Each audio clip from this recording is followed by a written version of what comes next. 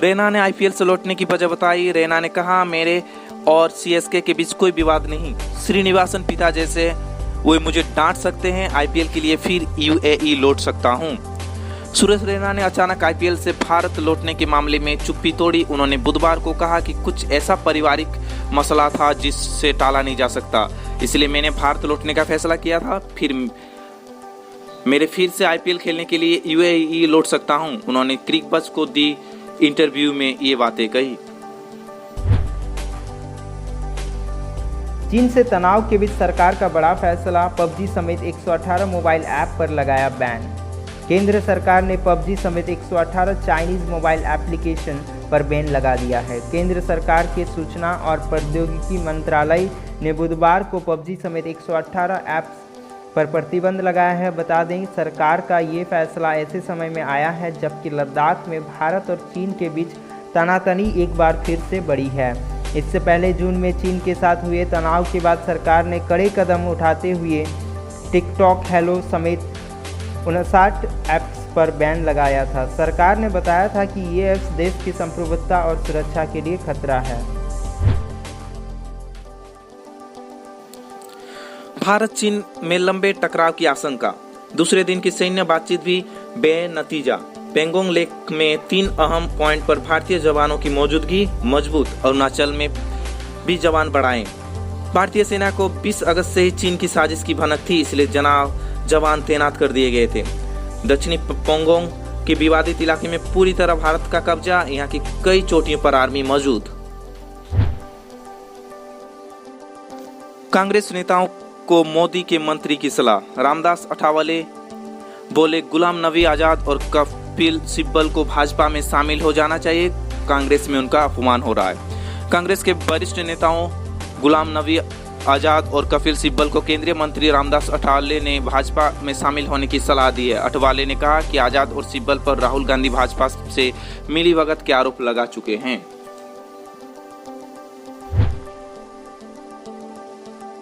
SCO summit, रक्षा मंत्री Rajnath Singh Moscow पहुंचे। Summit में चीन के डिफेंस मिनिस्टर भी रहेंगे। राजनाथ से उनकी मुलाकात की संभावना नहीं।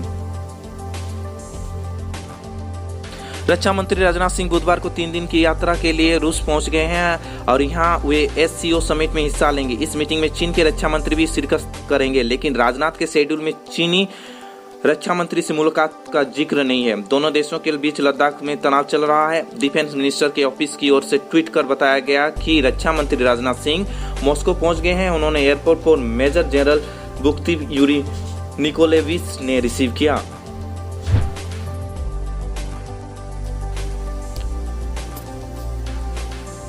ट्राई जंक्शन पर निगरानी कर रहा नेपाल। ओली सरकार ने लिपुलेख में बटालियन तैनात की और इस यूनिट को भारतीय सेना की गतिविधियों पर नजर रखने का आदेश। भारत और चीन के बीच जारी तनाव के बीच नेपाल भी अपनी हरकतों से बाज नहीं आ रहा है। भारत और नेपाल के बीच पिछले कुछ महीनों से लिपुलेख कालापानी को लेकर विवाद चल रहा है और इसमें से लिपुलेख ऐसा क्षेत्र है जहां भारत, नेपाल और चीन की सीमाएं मिलती है।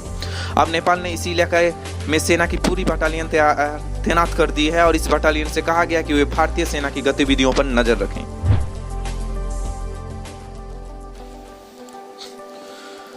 फॉर्च्यून मैगजीन की लिस्ट में अंबानी के बच्चे आकाश और ईशा अंबानी दुनिया के 40 साल से कम उम्र के सबसे ज्यादा प्रभावशाली व्यक्तियों में शामिल।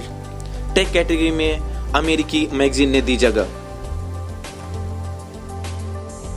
फॉर्च्यून मैगजीन ने बिजनेसमैन मुकेश अंबानी के बेटे आकाश और उनकी बेटी ईशा अंबानी को दुनिया के 40 साल से कम उम्र के सबसे ज्यादा प्रभावशाली व्यक्तियों की लिस्ट में शामिल किया है। दोनों को टेक्नोलॉजी में इस लिस्ट में जगह दी गई है। मैगजीन ने अपने आर्टिकल में लिखा है कि आकाश और ईशा अंबानी भारत के सबसे अमीर इंसान और रिलायंस के चेयरमैन मुकेश अंबानी के बच्चे हैं। दोनों के जियो बोर्ड में शामिल होने के बाद कंपनी का बिजनेस 65 बिलियन अमेरिकी डॉलर यानी करीबन 47.6 लाख करोड़ रुपये बढ़ा है। अमेरिका की इस मैगजीन के मुताबिक रिलायंस एक फैमिली बिजनेस है। मुकेश अंबानी कहते हैं कि डेटा नया ऑयल है। ऐसा कहने से उनका आशय डेटा को आज के दौर के बेस कीमती चीज बताना है। जियो के साथ भारत की मोबाइल कनेक्टिविटी मार्केट में धूम मचाने से पहले रिलायंस पेटी केमिकल्स के बिजनेस में थी।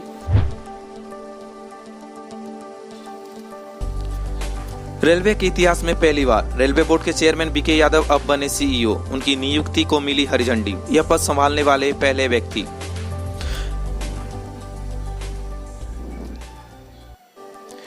केंद्रीय कैबिनेट ने पिछले साल 24 सितंबर को रेलवे के संगठनात्मक पुनर्गठन को मंजूरी दी थी और इसके करीब 9 महीने बाद बुधवार को सरकार ने रेलवे बोर्ड मेंबर्स के डेजिग्नेशन बदल दिए।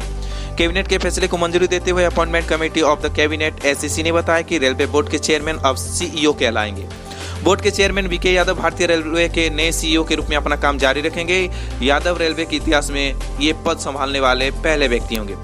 सरकार के आदेश के मुताबिक सीईओ के अलावा बोर्ड में नए डेजिग्नेशन के साथ 4 अन्य मेंबर्स भी होंगे। इनमें member infrastructure Pradeep Kumar, IRSS, member traction and rolling stock PC Sharma, IRSS, member operation and business development PS Mishra IRTS और member finance Manjula Rangarajan IRSS शामिल है।